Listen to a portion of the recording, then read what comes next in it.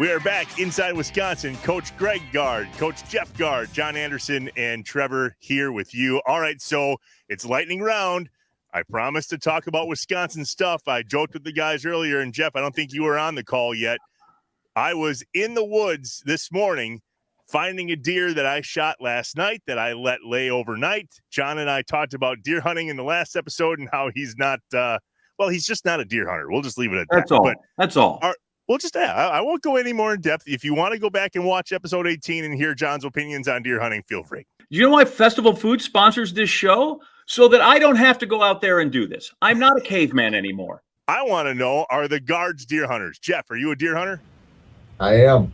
It's growing up in Southwest Wisconsin, you've got to be. Growing up in Wisconsin, you've got to be a deer hunter. So, I was fortunate enough my first day out because we were playing the weekend, our opening weekend last week. So my first day out was Wednesday. I'm efficient. So 6:15, we're out in the woods. I've got my 6-year-old and my 8-year-old in the deer stand with me. And by 6:45, we had one. So we were quick. We some time. John, that's kind of the hunting that you would have liked. Quick. That's a breakfast ball right there. Yeah, get it out of the way. Like, what the heck? You have to before you run out of snacks for the kids. They'll get too. That's awesome. Greg, do you hunt? I do. Probably not as much as I'd like. My day job takes priority, but I haven't yet in this. I know we're in the gun deer season right now. I haven't yet because we've been in Vegas, but maybe later today and tomorrow before we roll back to practice. But I bow hunt. Just it gives me a little time. I just like, being outside. I've grown up just like Jeff, hunting and fishing. And hey, you're from Wisconsin. What the heck else you gonna do? It keeps you out of trouble.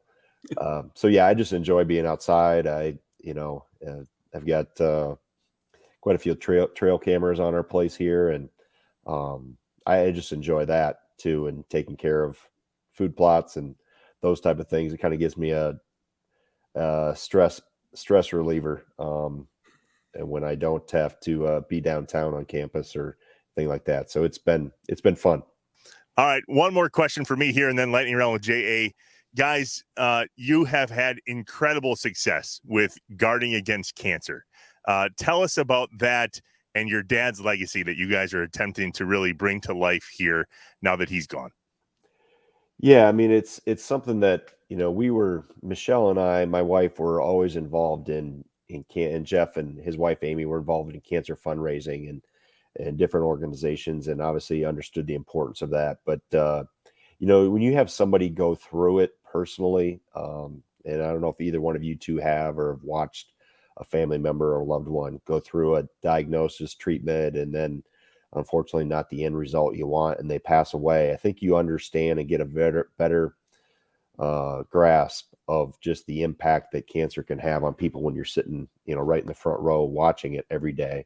So it just coincidentally, about 45 days after our dad passed away in late October of 2015, Coach Ryan retired mid-December of 2015. So we went through that season in an interim basis. We're able to get the team turned around, have success, go back to the tournament, go to the Sweet 16, and then I was named the permanent head coach. So knowing that we were going to have that platform and the voice, being at the University of Wisconsin, we really wanted to do something. Obviously, cancer now, because of our dad's experience and our family's experience, rose to the top in terms of what we can do philanthropically and how we can help not only the community of Madison and the University of Wisconsin, but the whole state. Because as we've talked about, we're both from the state. My wife, Michelle, went to Eau Claire, UW Eau Claire. I went to Platteville. She taught and was a principal at a variety of school districts around the state.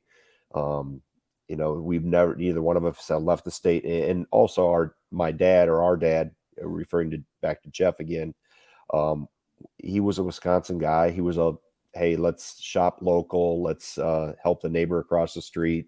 He understood the impact and importance of helping your local community.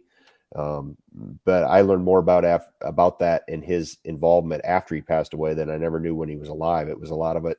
He didn't he wasn't bragatory. He kept it to himself but understood the importance of the impact you can have and how important helping locally is. So Guarding Against Cancer just really developed out of that idea that we wanted to keep all the money raised right here in the state of Wisconsin to do obviously research at the Carbone Center, but also to help in some patient care initiatives across the state. And we've been able to do that. It's in those local communities across the state and giving money back to a variety of foundations and entities in those local communities to try to help and just doing what we can to give back and try to help people fight this disease.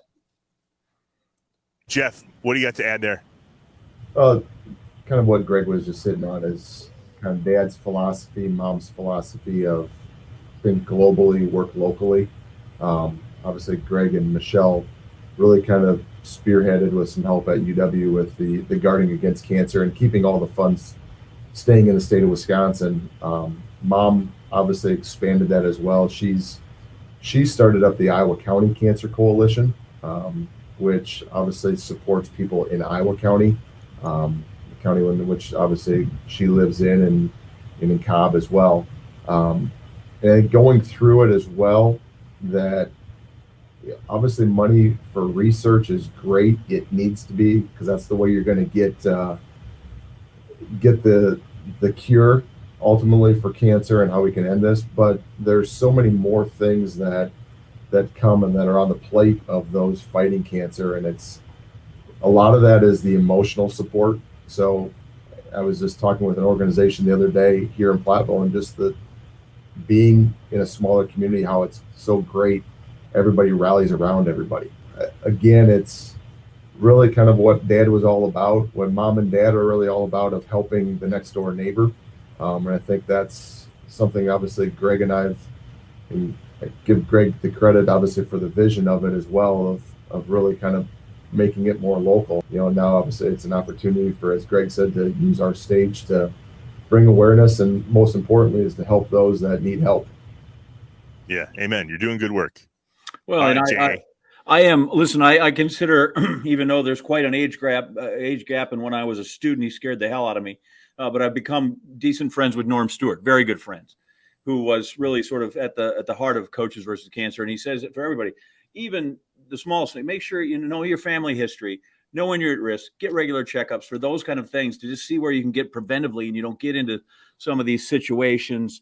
And then there in Madison, obviously, Andy North's work with the Carbone Cancer Center to raise millions of dollars for them is unbelievable work, which leads me to my big speed round question for you, Greg. If you had to turn the team over to Andy North, how many games could he win in a Big Ten season? In golf? No. You got it. Here he is. Here's the clipboard. You get to even call the timeouts. He wins how many games?